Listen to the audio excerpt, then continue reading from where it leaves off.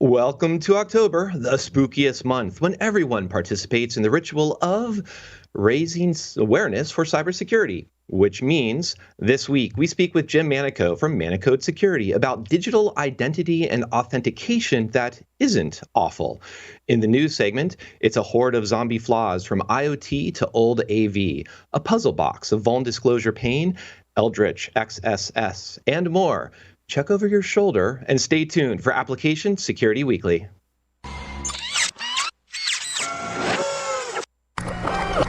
This is a Security Weekly production.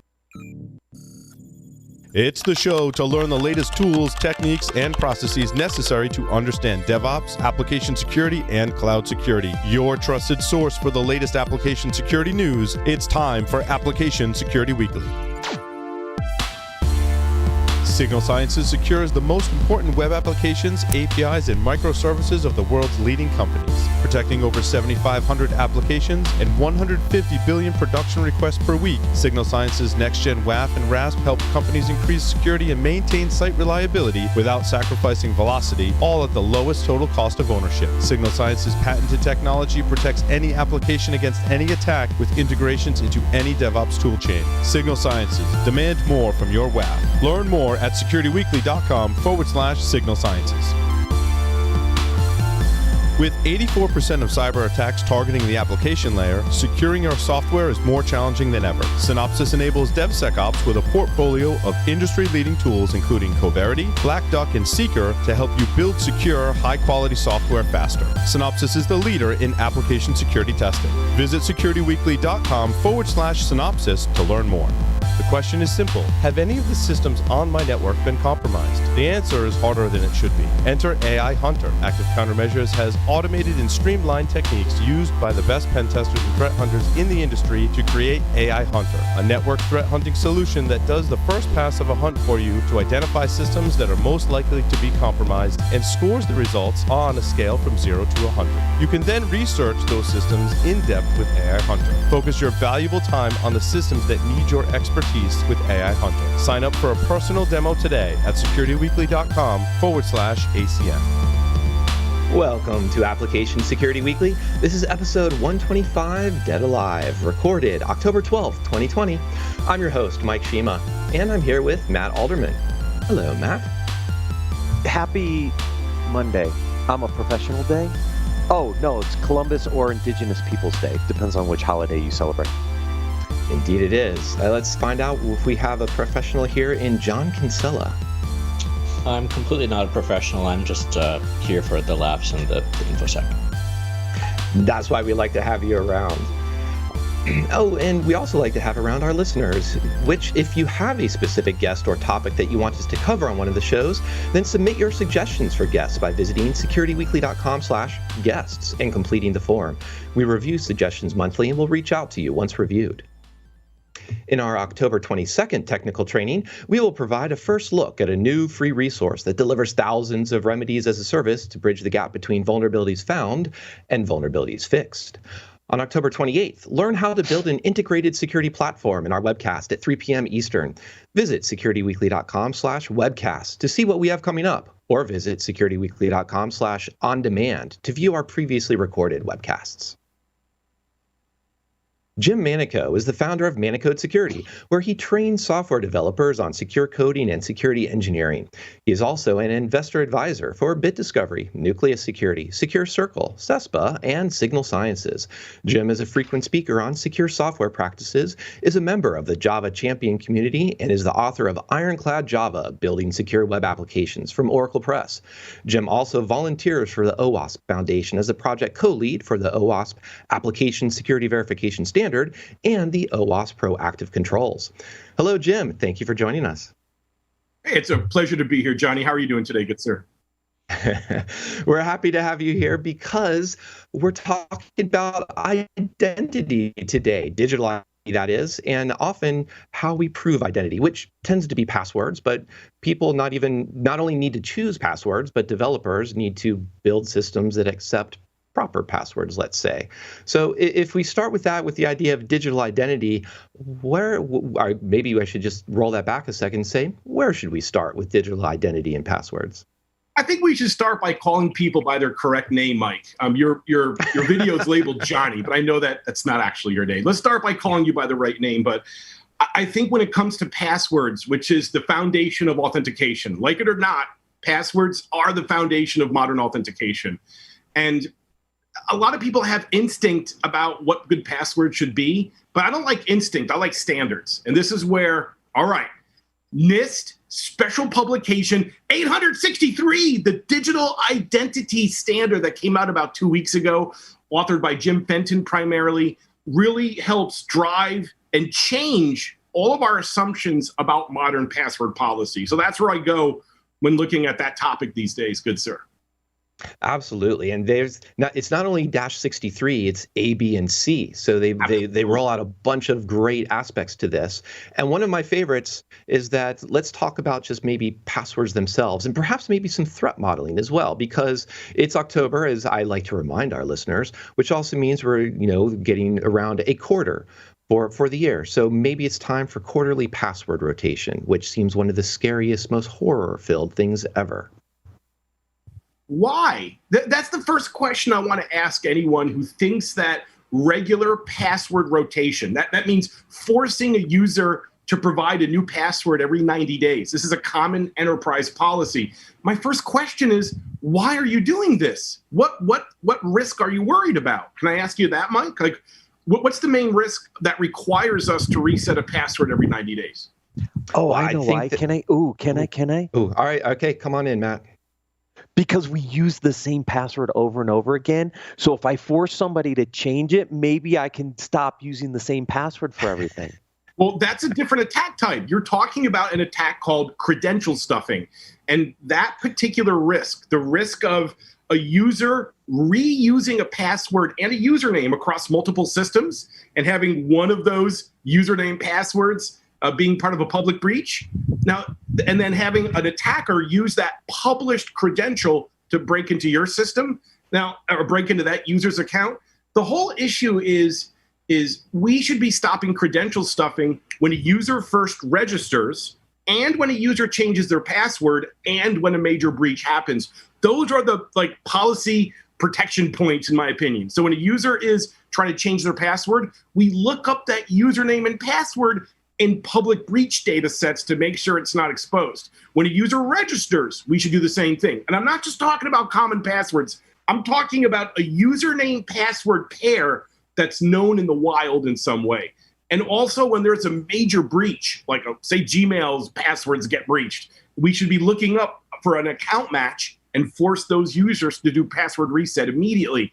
Again, this attack type is called credential stuffing. It's new. NIST 863 does talk about it, and the changing passwords every 90 days is not the proper control to deal with that problem, good sir. So what else? Why should we change our password every 90 days? Credential stuffing is not a fair answer, in my opinion. Because our company told us to. That's right. And what Jim is getting at here, you're making that strong case. It's kind of hard to argue with a little bit better data or a little bit better threat model that just says, what if we actually only did change the password when we believe it was compromised or we suspect it was compromised? Yes. But you're also getting into credential stuffing and trying to defeat it. So we also can't just defeat somebody with a dictionary repeatedly trying to hammer an API. Which also then, one of the things it might bring us to think about are multi-factor authentication. So one of the horrors that I have is that I've been told by a theme among the security community that SMS is dead and I should never use this as my second factor because that seems pretty scary. But I want to have a second factor. So as a professional, I've always made a gut check about when I think multi-factor is needed. And I don't want to do that anymore. I like experience. I know we all have security experience, but I want to rely less on my experience and rely more on data and standards written by other experts. So let's talk about this. So NIST at 863, they have a workflow in the standard which describes different risk factors for your authenticator and how strong the authenticator should be based on the risk affecting your software. For example, and there's 3 different levels, AAL level 1, 2, and 3. Level 1 is essentially, I'm going to do passwords by themselves with a username. Level 2 is, I'm going to do some form of multi-factor, and that number must be cryptographically generated, cryptographically random, but it's not a real like crypto authenticator. I'm not doing like digital signature verification. Level 3, AAL level 3, that's basically FIDO, where I need a smart card or a YubiKey, where I'm doing a real cryptographic exchange. Now, when do we use each levels? Now, here's a summary of what NIST is saying. At level 1, passwords are only acceptable for public data. Like if I have like a bunch of scientific papers that are for the public, but you have to have an account to download them, I'm not protecting sensitive data, so a password by itself is acceptable, and that's it. The moment we have sensitive data, NIST workflows say you should be doing multi-factor, some form of multi-factor. And then at level 3, when we have like personal safety in jeopardy and other risk factors become more severe, then we should be doing some kind of FIDO, smart card, actual cryptographic exchange. And I'm summarizing this quickly. The point I'm trying to make, Mike, and everyone else, is that I don't want to just guess at how strong my authenticator should be. I want to use a real standard to clearly define that threat model. And the first time I've ever seen this is in Special Publication 863. Yeah. And I think we should all be reading it if we haven't done so already around these topics. There's my answer. Jim, your point, though, I think is pretty well known. We've been saying this for a long time. Multi-factor authentication. I mean, any sensitive data, and we know that businesses have some level of sensitive data. Multi-factor authentication is like the baseline, but yet look at its adoption rates. Look at how many systems are not protected with multi-factor authentication. Look at how many systems are being breached that a multi-factor authenticator would have stopped those breaches from occurring. It's great to have it in a standard. How the heck do we get people to actually implement this thing? Yeah. Well, again, I'm primarily an educator, and I get asked about this question like many times a week.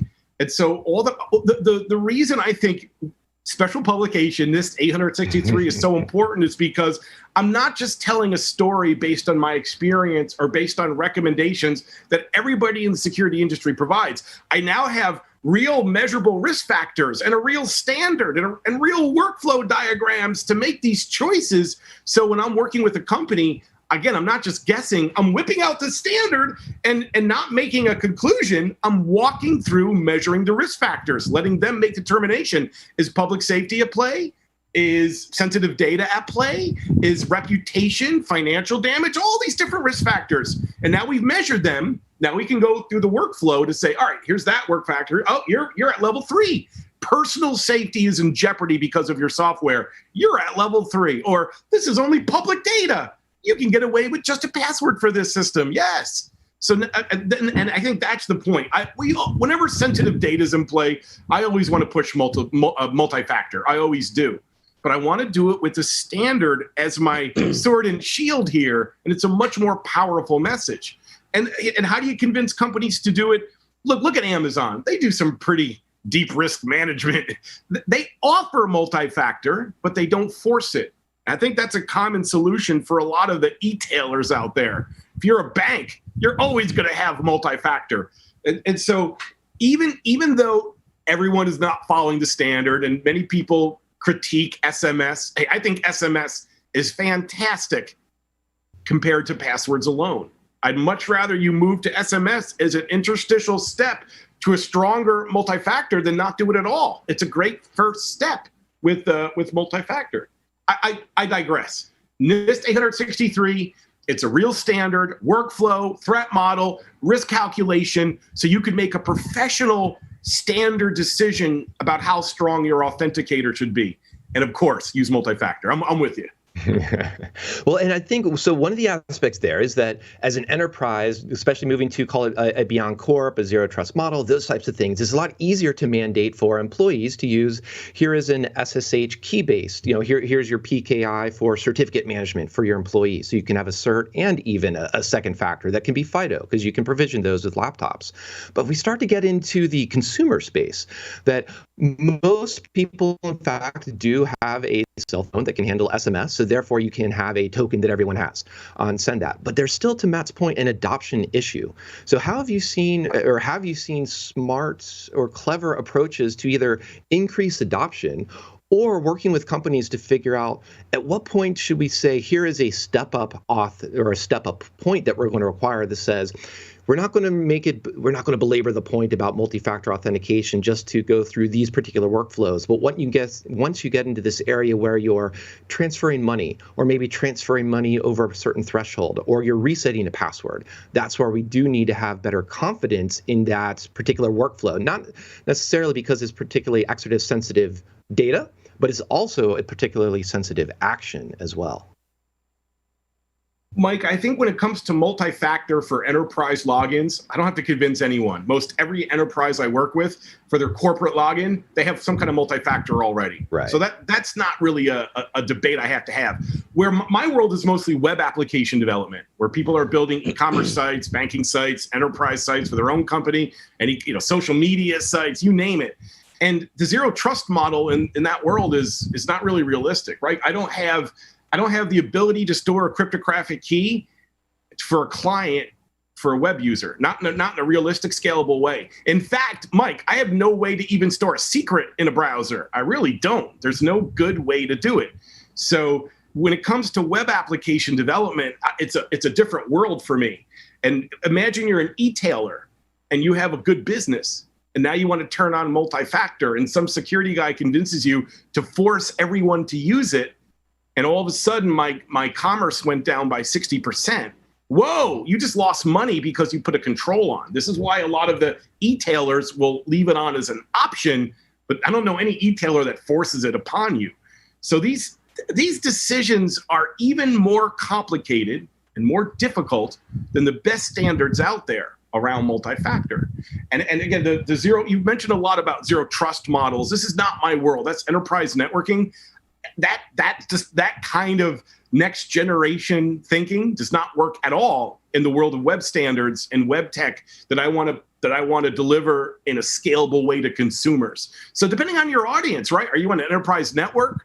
Are you doing web-based computing? Are you purely a mobile app? Oh, I can suddenly store cryptographic secrets again and do higher forms of authentication in a mobile app, maybe in iOS, most Android.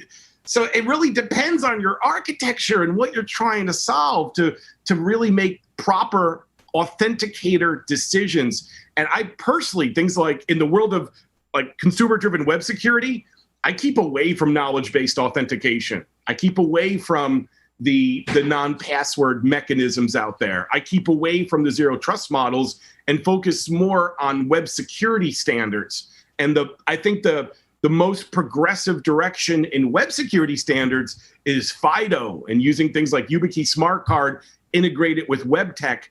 That's the direction web tech is going in, and that's what I have my eye on when it comes to authenticator strength.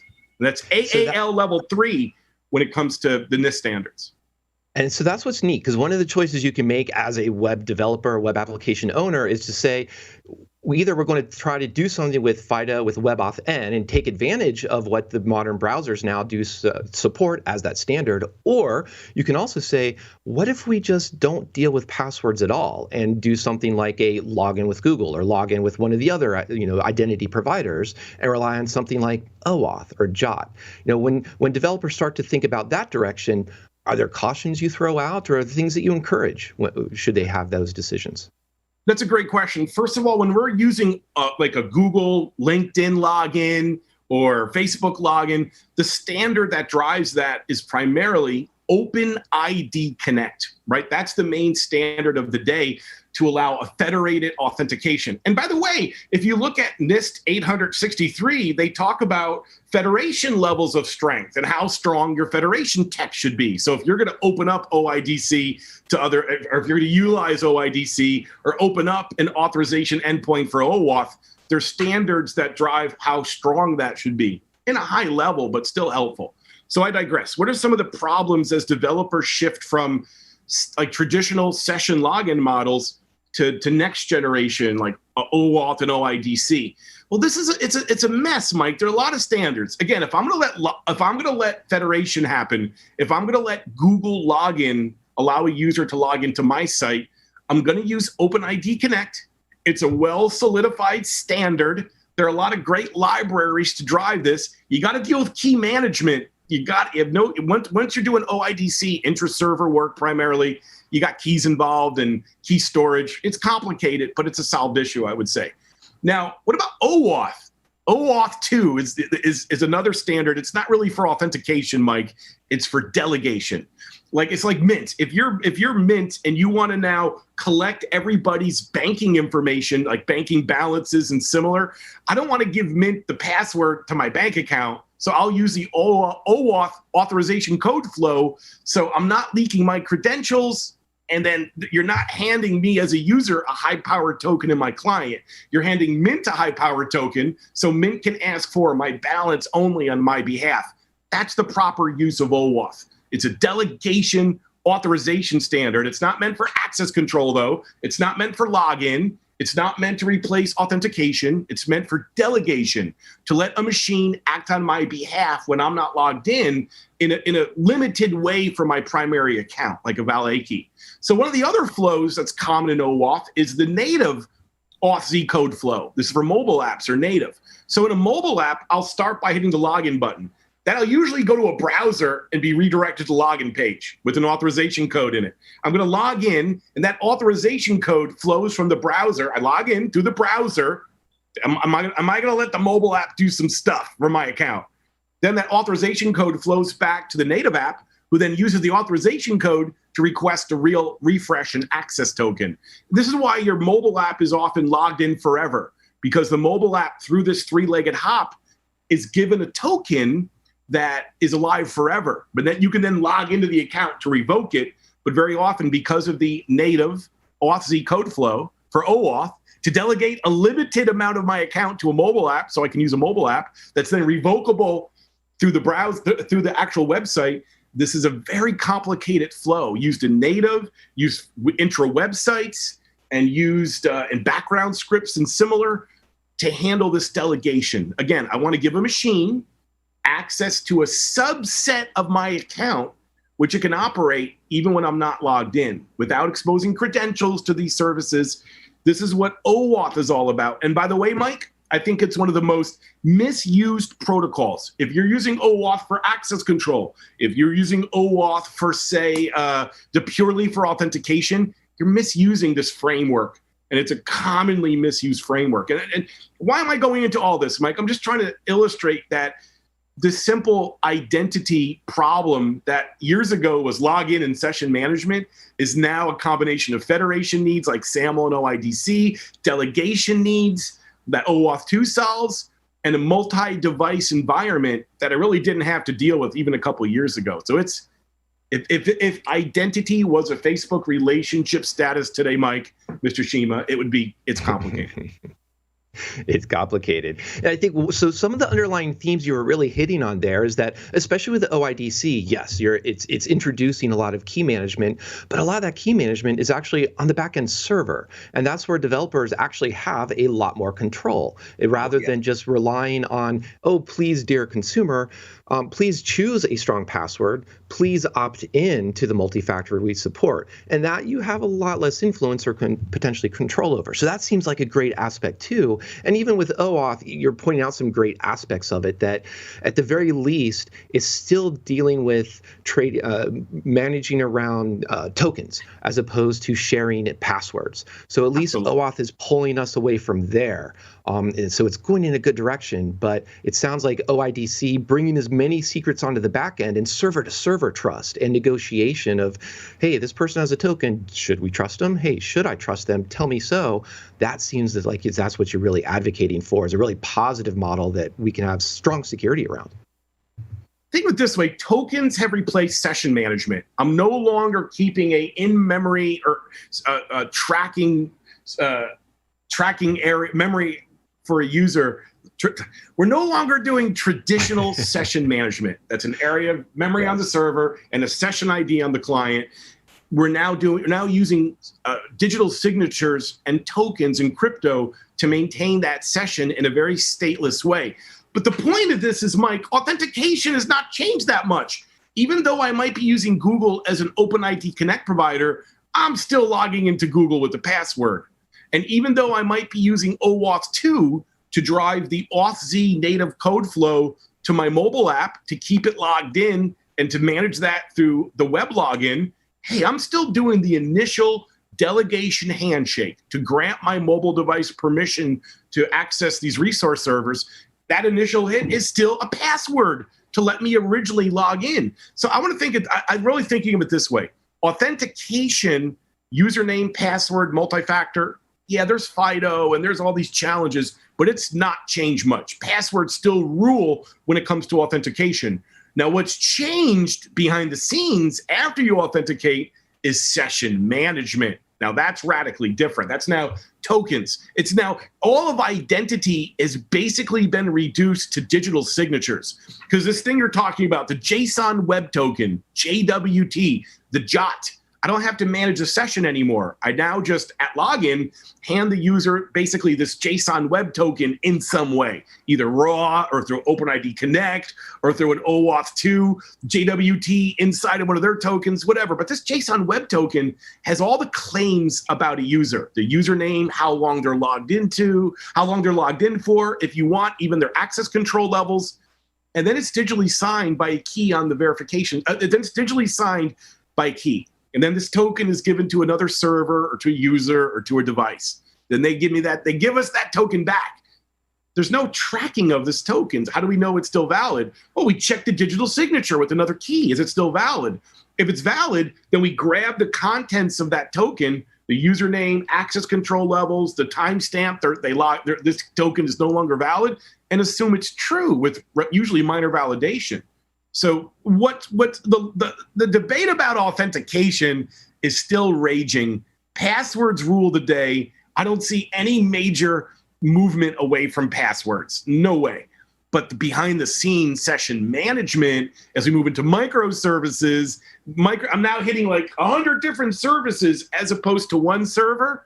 In that world, session management falls apart. So we've moved to stateless tokens to replace session management to achieve scalability and to like maintain authentication even deep through several hops and several services without needing to check a central store. So we can do this session management in a hyper scalable way across many different services using digital signature cryptography. That's the modern era that's replaced session management, Mike. And go ahead, Matt. I was going to say, I mean, you made a statement that some analysts would probably say, but no, passwordless is coming, right? I mean, passwordless is a thing, right? I have completely dismissed passwordless security as something that's largely not worth studying right now. I just don't. I don't want to recommend non-standard authentication to my customers. I have to make recommendations that they're going to like act on in some way. So I don't feel comfortable recommending knowledge-based authentication, passwordless authentication, and similar for anything that's not public data. If you're just shilling public data, do whatever you want. Any kind of single-factor authentication is fine. Go for it. But once you get into sensitive data, financial data, anything that's PII or similar, I want to use tried and true authentication mechanisms, username, password, a progressive password policy using special publication 863, a progressive password policy and some form of standard multi-factor. These are recommendations I stand by and feel comfortable with. Recommending passwordless authentication for all but like public data, I'm not ready to make that call yet. And if you are, I'd love to hear more about it. I'm always willing to learn more. No, it's just the buzz, right? I mean, people are talking about, the future is passwordless. But what you just said is, no, it's not tried and true. It's not standardized. There's no standard behind it.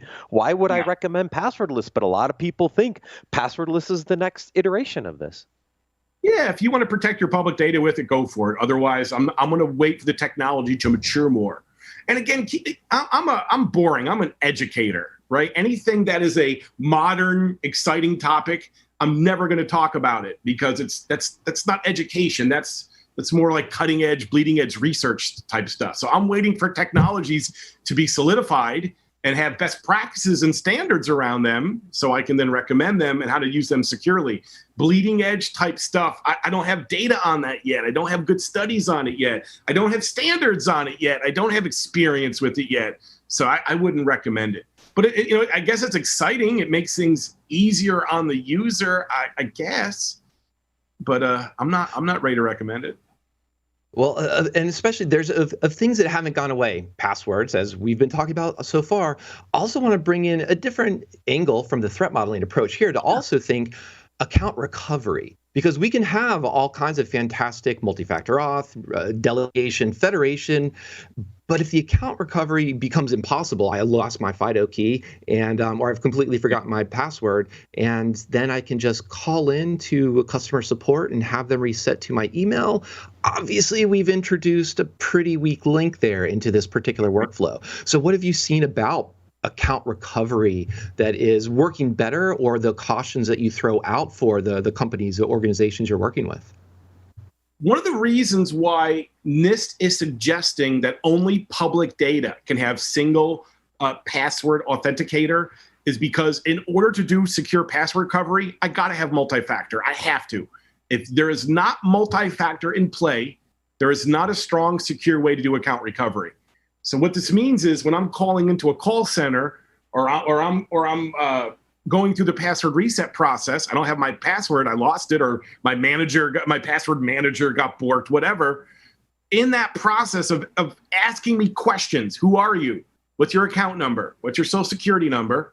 I'm usually going to be challenged with that multi-factor value. I still have my phone or my multi-factor device, so I can still do the multi-factor challenge as part of the password recovery process. And this is what the banks are doing. This is what strong password recovery looks like. And you can even see one of the OWASP cheat sheets that's been well maintained over the years. The OWASP forgot password cheat sheet is a good reference to look at this workflow. But again, my conjecture is if you're password only, I'm going to send you an email reset link and ask you security questions that I can look up on your Facebook account. You can quote me on this, Mike. If you're doing password only single factor authentication, you can't do secure password recovery. It's not possible. So speaking of passwords, and this might just be academic, but one of our listeners asked a question around what about biometrics? I mean, you talked about some of the other aspects here, the KBA and things like that, but where do you think to use an example, a thumbprint fits into this, or a retinal scan? Would you consider that just a tiny implementation detail, or is that more grounded around some of these proposals? I do not consider biometrics to be a credential. So this is my take on this. Anything that's biometric centric, at least today in today's state of the art, no biometric is a credential. You cannot biometrics are usernames. So if I can skip the username and do a thumbprint, but still password multi-factor challenge. So that's how I like to implement biometrics. And not everyone, like my iPhone, right? A lot of the default, the iPhone's changed a lot with biometrics. This is the first mass rollout of biometrics to the consumer audience to the tune of many millions, right? How has that stood up to security statistically? And so I don't have a good answer. That's where I would look. How has the iPhone biometric authentication method stood up to security in real world scenarios? But in most of my recommendations in my courseware, I recommend that companies treat biometrics like a username and still have, based on what level of authenticator that your risk model is showing, your threat model is showing, also do a password and multi-factor of some level in addition to biometrics is my take on the subject. Yep. So why I brought this up to you, I thought this would be interesting, is for folks who might not understand that, at least in most cases, the thumbprint isn't actually the password, right? So I thought that might be interesting to talk about. And I think we went through this a little bit when we talk about JWT and some of those type of things. But it might be worth spending 30 seconds just talking through what happens when someone actually does, the retinal scan or the thumbprint. You mentioned iPhone. So if you're familiar, that might be an example that people could relate to if you know how that goes through. I'm not sure the question, but my concern here is that if I set a thumbprint in a website and that website is breached, which that happens, right? Website breaches happen. Now my thumbprint is exposed forever. I can't you just talked about forgot password and resetting a credential. If you're using biometrics for a credential and that's exposed, it's exposed forever. You can't reset that. Well, the iPhone is using biometrics, your facial scan, or they had thumbprint for a previous generation. So the iPhone has has experimented with multiple generations of biometrics, what I believe is to relative success, right? I don't allow my phone to unlock with biometrics. I've turned that off. Like, I have a significant numeric code, which if you grab my phone, you can see my thumbprints on what digits I'm using. So, I'm not bullish on biometrics at all. I've disabled it on my phone as an easy way to unlock my phone, and I don't depend on it because I know biometrics tends to be public data. That's my take on it. There go a whole bunch of security startups. You just blew the entire funding thesis for the rest of their life. That's okay. They're startups experimenting with new technology. That's great. And some of them are going to succeed, and some of them are going to fail. Some of them are going to offer strong solutions, and some of them are going to be charlatans, or maybe not charlatans, but some of them are not going to offer strong solutions. And the market will suss this out. We'll critique and comment in subjective and objective ways. We'll try it out. We'll plot, and then the strongest will survive. So that's the thing, is that I'm willing to change my mind in a heartbeat if you show me good standards and good data and real world data that this stuff does provide good authentication security. So I applaud the startups trying to make authentication easier. The status quo today of username, password manager, and multi-factor challenge, this is hard on users. And so if we come up with something that still provides good authentication security and eases the burden on users, I love that. In fact, NIST Special Publication 863, that's standard. It's all about making password verification easier on the user and to put that burden on the authenticator server side. So what you're asking for around passwordless security, you're asking for easier authentication, and that's the direction of NIST Special Publication 863. That's the direction of that as well around modern password policy. Make it easier on the user and put the burden of getting this right on the authenticator themselves.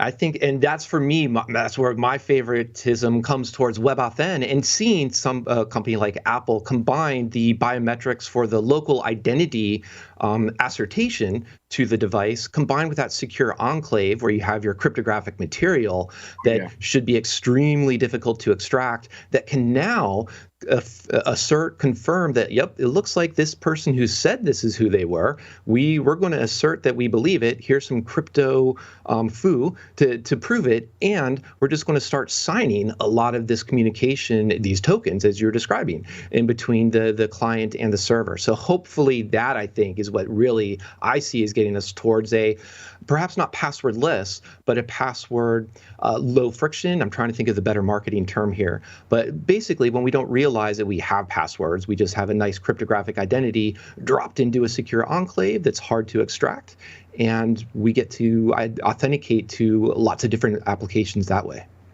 When you control the ecosystem like Apple does, or if you control the ecosystem on your enterprise network and similar, then I'm with you. These next generation zero trust type of cryptographic authentication for web apps and similar is way more viable for intranet type stuff and for a closed ecosystem. Absolutely. For public web standards, this is my main job as an educator. I mostly teach web developers doing consumer facing stuff. We're going to be the last to get this. We're going to be the last because it's a least controlled environment. And we're trying to support a plethora of browsers that do and do not support some of the modern web crypto standards. So those of us out there in web consumer land, we're going to be the last to get this, Mike. But if you're in a closed ecosystem like Apple, Enterprise Network, and similar, way more viable to push ahead with these kind of standards.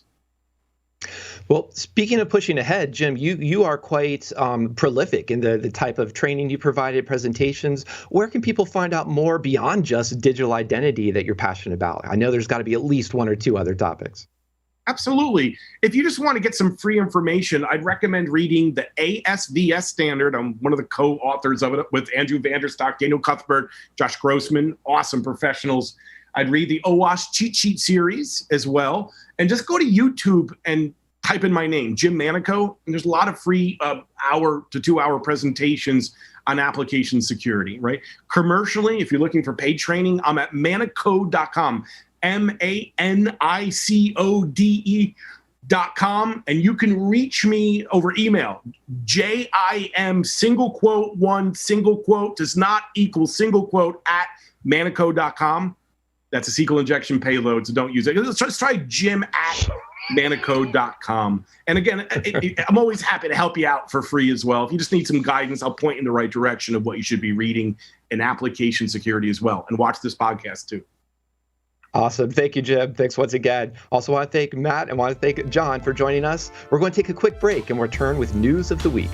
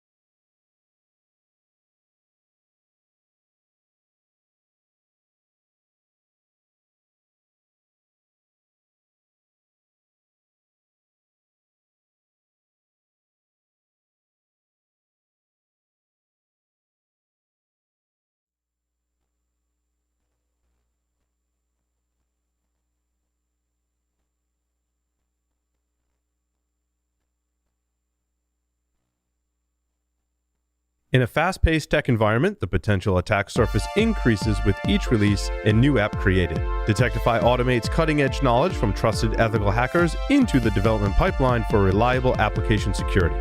Go beyond the OWASP Top 10. Check your web apps for over 2,000 known vulnerabilities actively exploited in the wild, monitor subdomains for potential takeovers, and remediate security issues in staging and production. Learn more with a free trial at securityweekly.com/Detectify. Go hack yourself. By connecting to your code repository, Accurix generates a topology across your full stack to reveal risks so that you can harden your architecture. It also scans code for violations against compliance and security standards to enforce best practices. In addition, Accurix develops threat models using vulnerability feeds, IAM privileges, and other data to predict potential breach paths. Learn how easy it is to get started with Accurix at securityweekly.com/Accurix. Application security is hard when security is separated from your DevOps workflow. Security has traditionally been the final hurdle in the development lifecycle. Iterative development workflows can make security a release bottleneck. With GitLab, security is built into the CI/CD process. Every code commit is automatically scanned for security vulnerabilities in your code and its dependencies. Results are delivered to the developer in their native workflow for rapid remediation. Learn how GitLab enables DevSecOps. Visit securityweekly.com/GitLab for a 30-day free trial. Welcome back to Application Security Weekly. I'm your host, Mike Shima, joined by Matt Alderman and John Kinsella. Would you like to have all of your favorite Security Weekly content at your fingertips? Do you want to hear from Sam and Andrea when we have upcoming webcasts and technical trainings? Have a question for one of our illustrious hosts, someone from the Security Weekly team, or wish you could hang with the Security Weekly crew and community? Subscribe on your favorite podcast catcher, sign up for our mailing list, and join our Discord server to stay in the loop on all things Security Weekly, as well as chat with us when we do these live streams. Visit securityweekly.com/subscribe. It's official. Security Weekly, in partnership with Cyber Risk Alliance, is excited to present Security Weekly Unlocked on December 10th, 2020. The inaugural edition of Security Weekly Unlocked also celebrates Security Weekly's 15th anniversary. Registration and call for speakers is now open. Deadline for CSP, though, is October 15th, so just a few days from now. So get your submissions in. Visit securityweekly.com/unlocked to submit your speaking session and register for free. And now we dive into the news. And yes, we do have going to have to get our George Takei voice in here and say we go from an IoT to an I oh my on this particular first topic. John, you flagged this. Do you want to start us off here? Yeah, I didn't expect this one to make it through. So, yeah, I'll start off talking here about, Reddips had mentioned angle grinder and emergency room are cool. We don't get to see that very often in our security, especially the application security world, except when that write-up also mentioned sex toys. So this was fairly popular last week. There's a toy out there, and to preface all this, we're not here to kick shame or talk about that aspect of things. It's a little bit of funny haha, but still it's a practical real world thing. But there's a toy out there that it's Bluetooth LE as well as it's internet connected, so that you and your partner could have locking fun, I will say. People can go and find out the details if they want to. But it turns out, as with most of these IoT type things, there's pretty much absolutely no security being thought about in it. So while it's, like I said, it's something that's getting a lot of attention, I think we can bring that back into our AppSec world and think about how do we actually use this to have conversations? Maybe a little bit more difficult to have conversations with this particular thing in the workplace, but still it's something, a chance to take something that's public and getting a lot of attention and a lot of funny haha. And how do you actually, go, hey, maybe we have this in our product, or is there something we're using that might have something similar? And, I didn't actually mention the vulnerability. Beside the locking part of it and requiring the trip to the emergency room, there's a lot of data that's easily accessible on the internet. That has, basically being able to iterate through and see other users or other customers' use of these toys. So yeah, sex sells, sex security, maybe not so much. I don't know. You guys had any thoughts on this? No, I think you navigate authentication. No, I think you navigated that quite well, John, because I agree. This might be one of those things that could be tougher to have as a discussion in certain environments. But all the giggling aside, there are two things that stood out to me. One, there was quite a journey here in trying to get the vulnerability disclosure process to be successful. In other words, researchers reaching out to what ostensibly was a small team of engineers, initially also apparently confused between PGP and GPG, if I'm remembering some of the details correctly, which is not a great confidence builder in terms of just talking with engineers about basic security topics. And the other aspect, too, about privacy. A lot of IoT devices are in our speakers. They're in these types of very personal toys that are collecting, that either have personal data or just the possession of them may be potentially embarrassing or just very personal. So I think it does unlock a lot of these things if we start to say we're going to have 5G everywhere. So every IoT device can have its IPv6 address, and everything is this broad baseband communication. Just what are the devices talking? What are the devices leaking? And are we looking at them and securing them equally throughout the spectrum? So that was some of the reasons I did think it was worth bringing this in, just to point out that we're not just talking about speakers or things like that when we talk about IoT and smart fridges, whatever that might be. Yeah, this one will literally leave you in a pinch. There we go. Then, speaking of vulnerability disclosure, that does lead us into Facebook. Was recently this week talked about trying to sweeten the pot or add incentives for people to join and maintain a loyalty program, if you will, and a bounty program. And I thought this wasn't quite so interesting, perhaps specifically to Facebook, but it does make me wonder more generally about companies organizing bounty programs. At what point do you get to, or when do you get to the point where participation starts to trail off, or you're starting to just deal with a lot of very simple, well, if the planets aligned and this happened and a user clicked through 3 security warnings, then they could launch this self-reflected cross-site scripting versus here's a pretty consequential lock-in type of vulnerability that we were just talking about. So I think that's one of the reasons that stood out to me is that companies are still exploring how to make bounty programs work for them over the long term. I'm glad you got this one here. I only saw it this morning, so I didn't see it soon enough to put it into the feed. I try not to bombard us with stuff the morning of. Interesting idea. The ability to say, it's basically sort of a bounty program. It's sort of gamification of the overall process. I hadn't thought about it from that particular aspect of as people get bored. I don't know. Do bounty hunters get bored? I mean, I guess at some point you go and look into another tool if you're not getting return on investment, so to speak. The loyalty aspect of this made me cringe a little bit from a point of view, and again, that's probably a loaded word, but from the point of view of is this making the playing field unlevel to folks that are entering that bounty space? The first thought I had here is this is a frequent hacker program, right? That's basically what you're building here. And it's interesting when you think about it from the more you hack, the more bounties you get, you move up in these different levels. There's 5 levels. But the interesting part is they pay you a bonus based on your level, which is interesting because think about this from a monetization perspective for a second. If I'm a hacker and there's a bunch of bugs that I get in either the bug bounties prices aren't going up or people you can't find the bugs or whatever, there's a monetary incentive here. It says, maybe I'll go work on something else.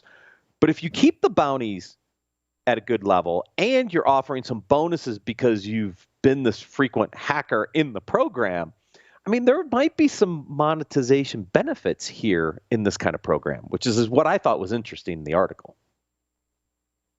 Yeah, I do like at least that they are going for money, because that's one of the tough things about bug bounties is that you can spend a lot of time, but if that report that you submit comes back as a duplicate, so because someone beat you to the punch, that was a lot of your time spent for no reward. So rather than sending out t-shirts, you can get a bonus from, I think it was anywhere from 5% to 20%, depending on the level of your relationship within the league, as they're calling it, which was kind of funny. But also apparently get an Oculus 2 out of it. And that also kind of raised my interest, both in the sense of there's a barrier to entry for a lot of the hardware-based kind of bug bounties, that not everybody wants to shell out the money for an Oculus headset to maybe or maybe not find a vulnerability in it. So it's kind of a good way to use this as to identify who are the researchers that find good quality reports, who are the researchers that talk with us quite a bit and are probably then going to be spending some time looking at some of the hardware we'll send them with an Oculus, things like that. So it seems like a good investment, because as we're talking about the last couple of weeks, how do you spend $50,000? You could spend it on the bounties you pay out for Chrome. We talked about a couple of weeks ago. You could pay it out for GCP compute resources to run some fuzzing, or in this case, put that into some bonuses for your loyalty program for your bug bounty researchers. There's also, speaking still on the top of bug bounty, there was a great write-up for about a total of 55 vulnerabilities that 5 researchers found. And they haven't written up all of them because not all of them have been paid out yet, but really well-written article about each of them. I also have to begrudgingly acknowledge that they had identified a cross-site scripting vulnerability in there that seemed actually pretty legit. So kudos for that. But real quick, it was 5 researchers over roughly 3 months. And so far, out of 32 payments, they've gotten almost $300,000. So this is roughly $20,000 per person per month of time spent. So in that case, for them, they didn't necessarily need a loyalty program with Apple. They just needed some good basic application security tooling, application security skills, and rip apart a lot of good flaws. Yeah, so this averaged about $9,000 a bounty for people tracking at home, which is a pretty decent payout. when you think about some of the bounties. What was interesting is there's so much detail in here, people. But the first one that just I probably could have looked this up, but Apple owns the entire 17.0.0.0 Class A network. And so they went out, and the first thing they did is they started scanning the entire public IP address range for Apple to find all the stuff that was on it. And they used that as a way to start all this different bug bounty program. I mean, that's a pretty big address space to go out and have to scan and identify all the assets on it. But that's where they started. Start with the basics, asset inventory. So, I mean, if you as an enterprise and organization can't find all of your devices, somebody's going to find them for you. That's a fantastic point. Yes. And so So again, I'll just repeat. Go read through that write up. It's a great way to learn about also just kind of the thought model of the approach of we have a company, Apple. What do we do? And start pulling apart a lot of the applications and figuring out the steps through the how to get a vulnerability to actually work. And that was one of the things about the what they call the wormable stored cross-site scripting, playing with a style tag and trying to figure out how to get a script tag through what looked like either regex pattern matches or weak parsers and getting to an exploit, which also was tied nicely with another a little bit older article from portswigger.net that was posted about what was called a redefining impossible cross-site scripting without arbitrary JavaScript. And this again, it was a little bit, I won't say, I was about to say contrived, but this is a little bit more of a non-standard scenario in the sense that it was a CTF, but it was saying you have a limited number of characters, go forth and conquer. And there was a lot of ingenuity here that the researcher, again, great write-up to read through how they manipulated the JavaScript string object and then got into a lot of combining side channel and timing and leveraging Oracle. So there's actually, rather than just talking about cross-site scripting, expanded into some corners of JavaScript, which is always smart to do, as well as some other interesting security topics. So definitely wanted to highlight that. And I think this also caught your eye, John. So I'm not sure if there's something you want to add there. Yeah, there was a bunch of good stuff around it. So, Portswigger are amazing as always. They have a lab looking for, or sort of giving people this chance.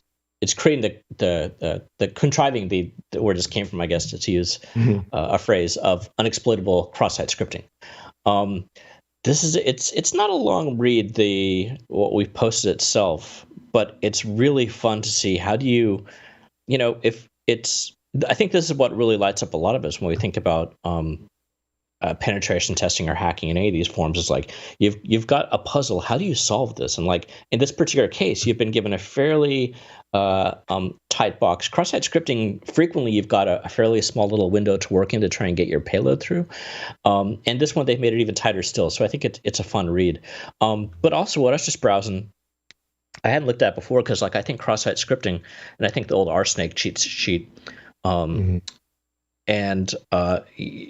the one that Portswigger has is actually pretty cool. So they've broken down through the event handlers what browsers they work in, code samples.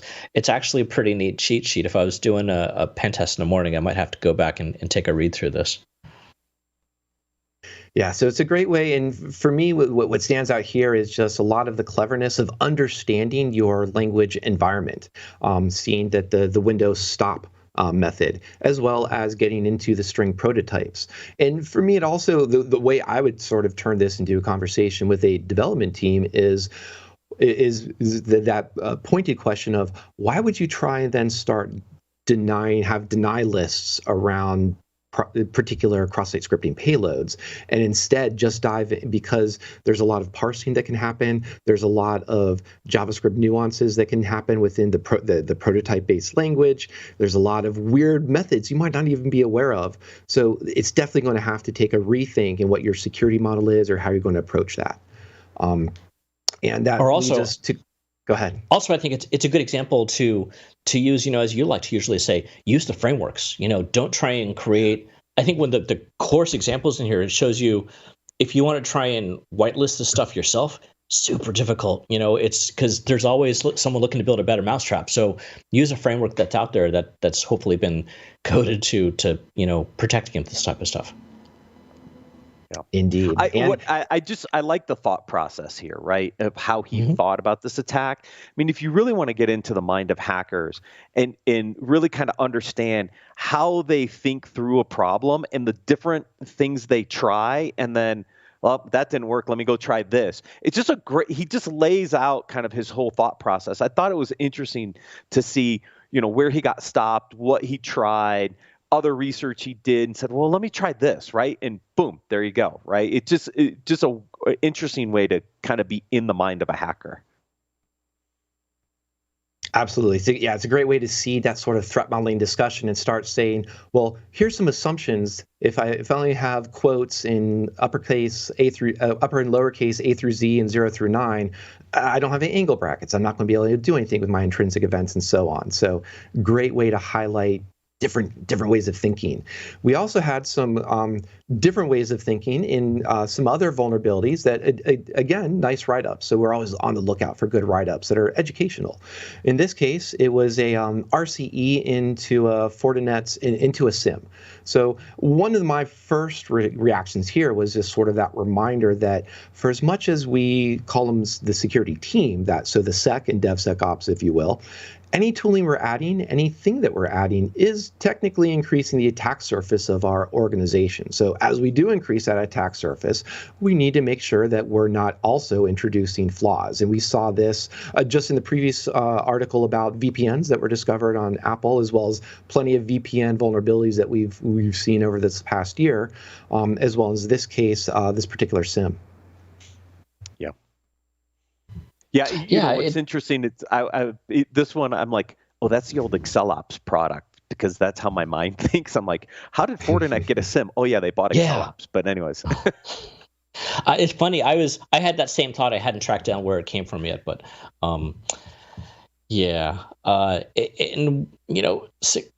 security tools, and I know a SIM's a tough one, right? Because you have all these inputs and outputs, and that's really its job is to sort of act as the blender to make these things give you a nice, tasty beverage, to try to use that analogy.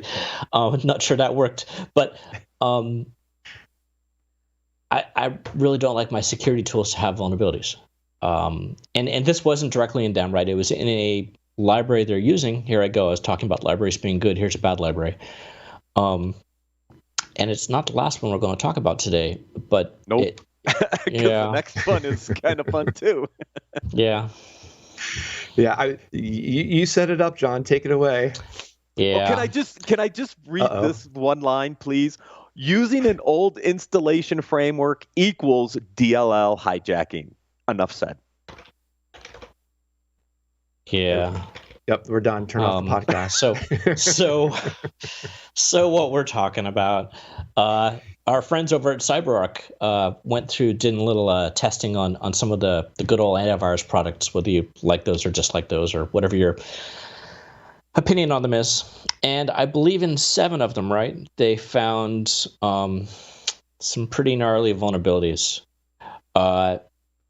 So, and this is such a tough one. We talked about the cat and mouse, or I was talking about the cat and mouse of the hacker, the bad guy always trying to, getting something up on the good guy. And it's always been the case with AV of all things, right? Back to some of the earliest days of back in Norton, stuff like that who can actually get around who, and these guys have a very spirited job environment, I have no doubts, just to keep up with this. But this is an interesting, look over several of these at once. And as Matt said, that the DLL can sort of bite you. So we'll leave the AV part out of it and focus on, hey, as a product, or as a security product, or any product, how do you try and minimize your exposure and actually provide a solid application for others to use? Yeah, I think what stood out to me here is that the DLL hijacking, the privileged escalation during the install from the installers or the install process, or accessing logs and playing around with the time of check, time of use sort of race conditions or mismatches.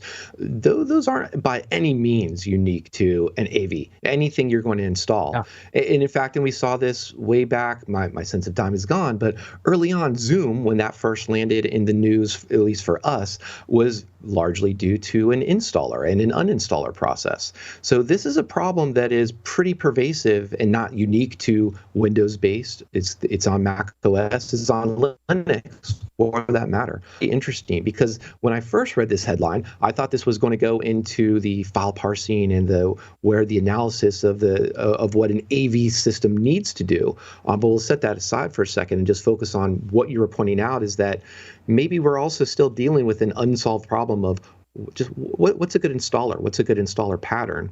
And I'll throw out again, too, this is also a little bit predicated on your attacker or your adversary is executing something on your system. So how many of your systems are just patched, period? Because if it's not patched, pretty much anything that's a Linux kernel is going to have a local privilege escalation. A Windows system, and probably a Mac OS system for that matter, is going to have a local privilege escalation if you're just not on the latest point release.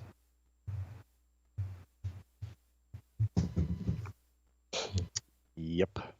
Yep. Yeah. So yeah, the silence there was Matt and John going back and checking their updates on their laptops. So that's a good thing. I checked mine before the show to make sure it didn't need to be rebooted. Absolutely. I don't use it. So then, so not necessarily talking too much about the AV specific. Well, yes, going out to the AV specifics, where I thought it was going to be is these are systems that run, that tend to have to run with elevated privileges because they need to be looking at sensitive files and watching files that users are using. And where AV as well as browsers, so I'm going to set up our next point of discussion, get into problems are, you're dealing with file formats like images, compressed files, files that have a lot of that have notorious flaws against their parsers, like PDFs.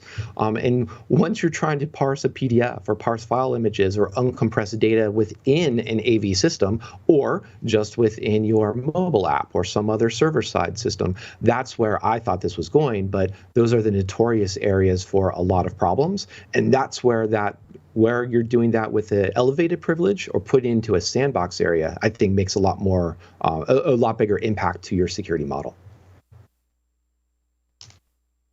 And that is also then, speaking of Chrome, so Chrome, we talked about vulnerabilities from almost start to almost finish. I also wanted to just throw this particular article here about Chrome's cache handling and what they've done differently, just to give us that perspective that security isn't just about finding the flaws and fixing them. Security can also come from improving architectures. And in this case, Chrome is changing its cache partitioning more so to prevent kind of like privacy and information leaks that can come out of the browser. So I thought it was pretty interesting that they've been experimenting with this, and now just this month, the latest release, Chrome 86, has this new cache partitioning system that basically puts into different buckets the way that a site is handling the way that the data is handled for a top-level site domain, the URL that specific URL that a user has visited, and also they're adding the current frame that the user is interacting with.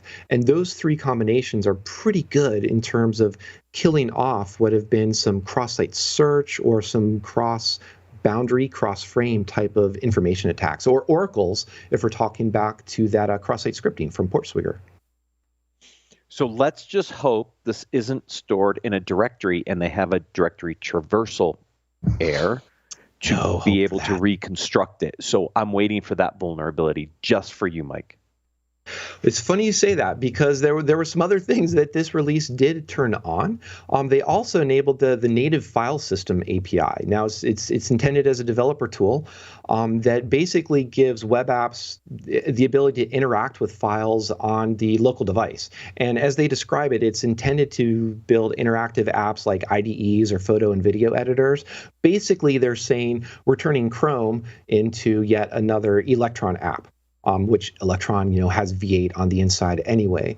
But this is where it's going to get interesting because not only were we, fingers crossed, are going to find some directory traversal bugs, but it's opening up, it's kind of killing that barrier of what is your operating system and what is your browser, and getting then no one needs root anymore. And do you really need a local privileged escalation from the installer capability of your AV device? Or, as we were talking about with Jim, do you just need to get somebody's token and interact and impersonate them within that web application, or have a really good universal cross-site scripting that can exfiltrate data out of that browser, or potentially, as it's along, out of the local file system. So that will be some interesting things to watch from my perspective.